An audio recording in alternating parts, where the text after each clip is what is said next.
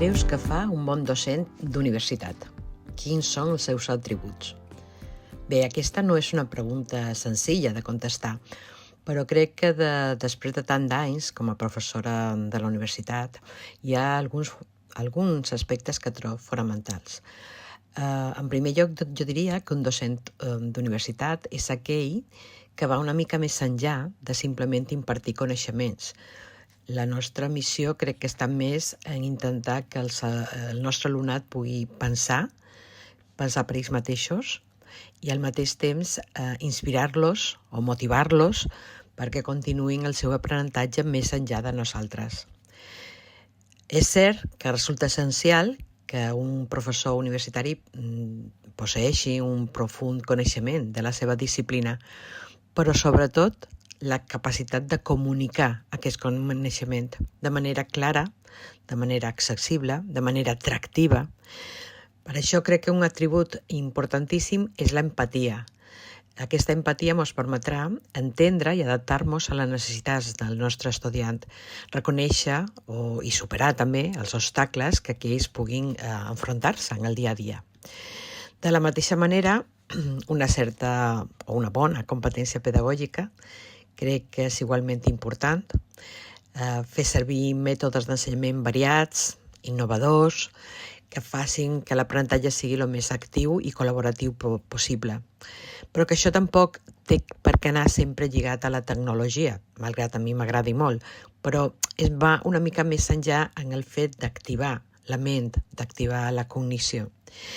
També m'agradaria comentar que és bàsic, jo crec que si no és impossible, establir una relació positiva amb els estudiants, i això significa també ser accessible inclús a vegades fora de l'horari de classe, en el moment que ells realment ens puguin necessitar. Crec que hem de ser un tipus de professorat disposat a actualitzar els nostres mètodes contínuament, els nostres coneixements, i tal vegada, per acabar, també diria que ha de ser una persona en sentit de l'humor, tant d'ell mateix com de les situacions que se puguin provocar. Crec que a través de l'agressivitat o del distanciament dels nostres alumnes, de posar-nos nosaltres en el nostre lloc i ells en el seu, no és la manera adequada. A la fi estem davant de persones que en un parell d'anys arribaran a tenir la mateixa titulació que nosaltres i a partir d'ahir l'únic que ens diferenciarà serà bàsicament la nostra experiència i ells arribaran a aquesta experiència amb temps. Així que és una qüestió de veure-nos amb els seus ulls, no? I d'entendre que ens podem equivocar i no passa res i que ells no venen en contra de nosaltres mai. Com facilites tu l'aprenentatge del teu alumnat? Bé, jo crec que una de les idees bàsiques és fer servir una combinació d'estratègies, que no només hi ha una manera de facilitar l'aprenentatge. Per exemple, en el meu cas, intent que les classes siguin molt participatives, animant-los a fer moltes preguntes, posant-los en situacions a vegades una mica controvertides perquè tinguin que prendre una postura i després jugant una mica amb el seu raonament i veure que no tot és blanc ni negre, o almenys no ho és sovint. També m'agrada molt que tingui una continuïtat a l'aprenentatge, és a dir, que sempre anem relacionant el que vàrem veure en les classes anteriors o els dies anteriors en el que veurem avui o demà. Faig molt d'exemplificacions, moltes comparatives, molt de casos pràctics. M'agrada també fer servir imatges. Crec que la combinació de paraula amb imatge és molt potent i que a vegades recordaran millor una imatge que inclús unes paraules. M'agraden els recursos, tipus vídeos educatius, etc., però no faig un abús perquè és difícil de controlar a vegades el temps i a vegades crec que el que m'agradaria també és poder donar-los o tenir d'ells una mica més de feedback de lectura. La lectura crec que obligatòria no dona el resultat que jo voldria. el que jo necessitaria, el que a mi m'agradaria és que ells volguessin llegir simplement pel fet d'aprendre millor, de conèixer més opcions, de plantejar-se dubtes, i això no és fàcil.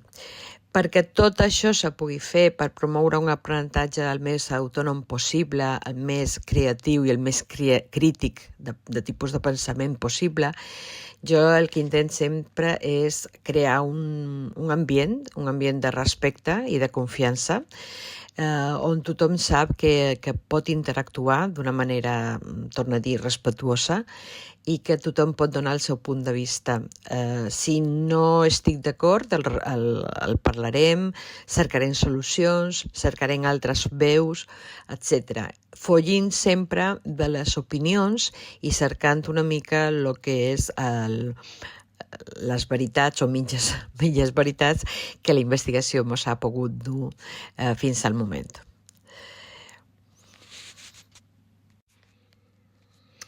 El tema de l'avaluació és un tema complex perquè a mi m'agradaria poder dir que l'avaluació ha de ser un procés integral, que ha de ser un procés continu, que ha de ser un procés formatiu, no? Que no només mesuri un coneixement, sinó que també faciliti l'aprenentatge, el desenvolupament personal, etc. Però és cert que no és gens fàcil, perquè tenim uns tempos amb els nostres estudiants molt curts i no sempre te dona temps d'arribar a conèixer en profunditat tot els que ells tenen a dir o tot el que ells pensen. Per això, a vegades, l'avaluació final continua sent una part important.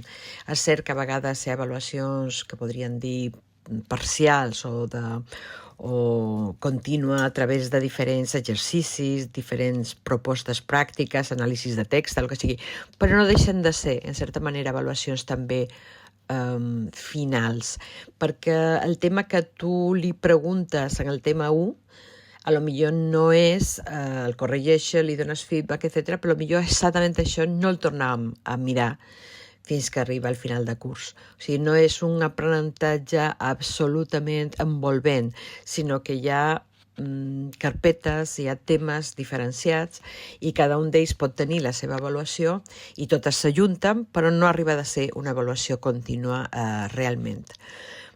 Crec que sí que hi ha una cosa important i és afegir aspectes com autoavaluació, coavaluació entre els estudiants, i crec que també hem de tenir clar que si se pot fer de més d'una manera, millor. És a dir, a través de treballs, d'una prova escrita, a través d'una prova oral, d'una presentació, etc.